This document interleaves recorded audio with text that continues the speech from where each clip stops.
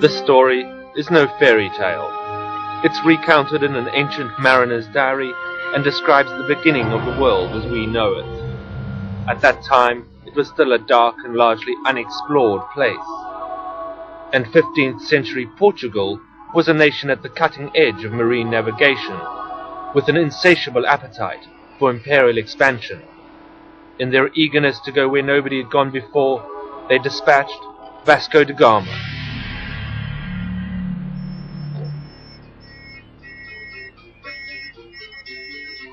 "500 years ago, he set sail from Portugal, destined to circumnavigate Africa and continue to India, into a sea of deepness and winds still to discover.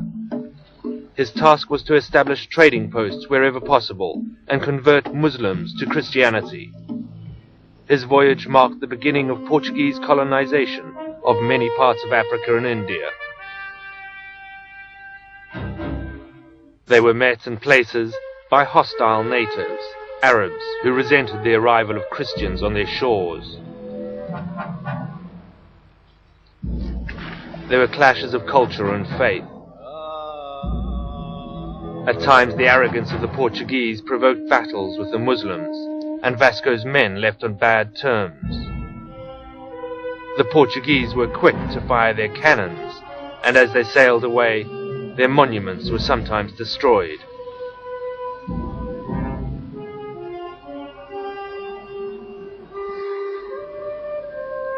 But Vasco was intrepid and would not be deterred.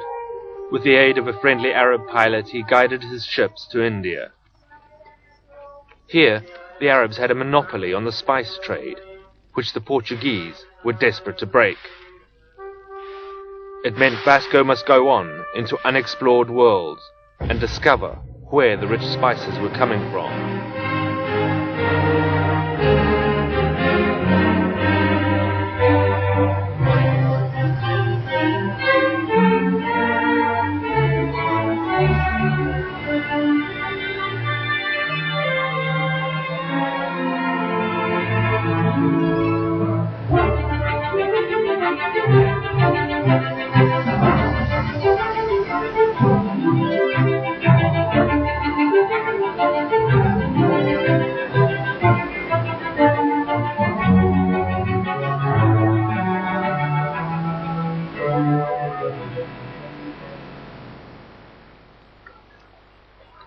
In 1960, to commemorate 5 centuries since the death of Prince Henry the Navigator, Lisbon honoured the Portuguese contribution to maritime exploration.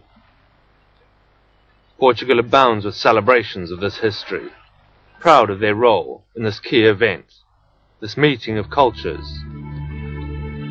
It was the point where for the first time mankind learned the real nature of the world on which he lived. Their curiosity was huge. The decks of the ships were adorned with shapes and symbols, pilots and seafarers, poets and soldiers, geographers and mathematicians. They were in search of every knowledge, and the unknown world might offer answers to many important questions. As with space travel later, these journeys were hailed by the people who could not imagine what might be discovered.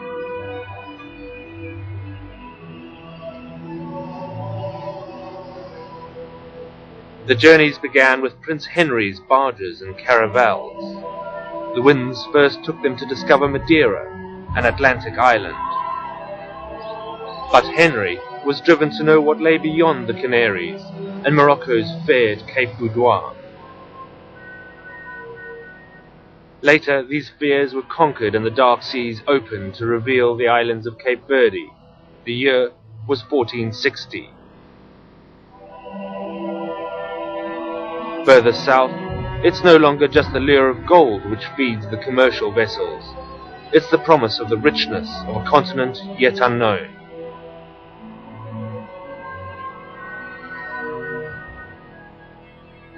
Explorers' ships arrive at the Firth of Congo. Here, in the name of God, Their religious fascination with the so-called African heathen spawns baptisms and conversions.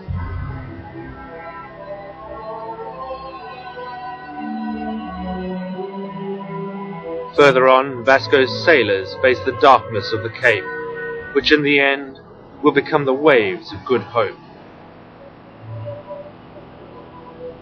On the other side of the Cape, the crew is exhausted. Vasco decides to rest up. But around the same time, Pere de Colville was sent from Portugal to spy on the Orient. With the sharp sense of a merchant, he notes places and spices.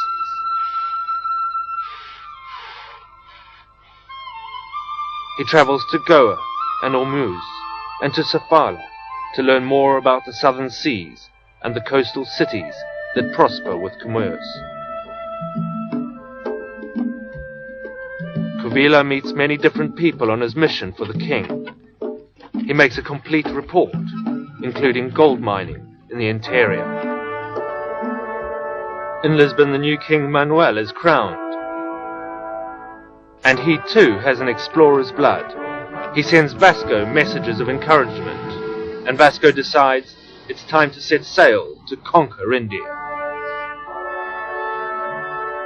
It was the culmination of centuries of work, with none more responsible than Portugal's Prince Henry, whose fascination with navigation, charts, maps and instruments, long before, had prepared the groundwork for this journey. He knew what he wanted to do, but had not had the means to carry out his dreams.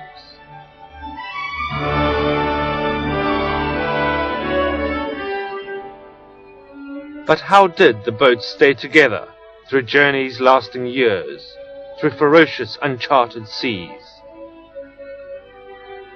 Old shipwrecks reveal the vessels that undertook these epic journeys. They evolved from fishing boats which worked up and down the European coasts. Their construction was similar, but improved vastly with experience, both in design and woodwork. And of course, the ships are well armed, but with the dangers of mutiny, the sailors were not. Vasco's fleet boasts 4 ships, the São Rafael, São Gabriel, Berrio, and the São Martin. Vasco finally resumes his journey and puts to sea in a caravel, 3 small barges with square sails. Vasco's men are rested and ready to seek out India. The ships are weighed down with all that will be needed, packed into every free corner.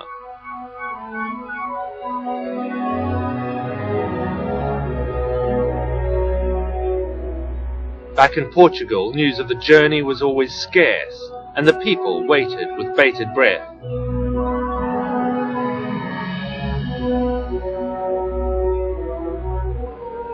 But from Lisbon's Geronimo monastery, the religious hierarchy did not look so favorably on the voyage. A year before, King Manuel had asked the highest Catholic authority, the Santa Fe, for permission to build a monument to the voyage. Permission was given, but the monks were afraid man was stepping outside the narrow confines God had set for his existence. According to Portuguese literature, vigils, prayers, and promises took place before such trips, and many from the religious establishment cursed the glory of power and greed manifested with the boarding of a ship designed to set sail for places where God might not even exist. But amid supplications and tears, the sailors' sins are forgiven.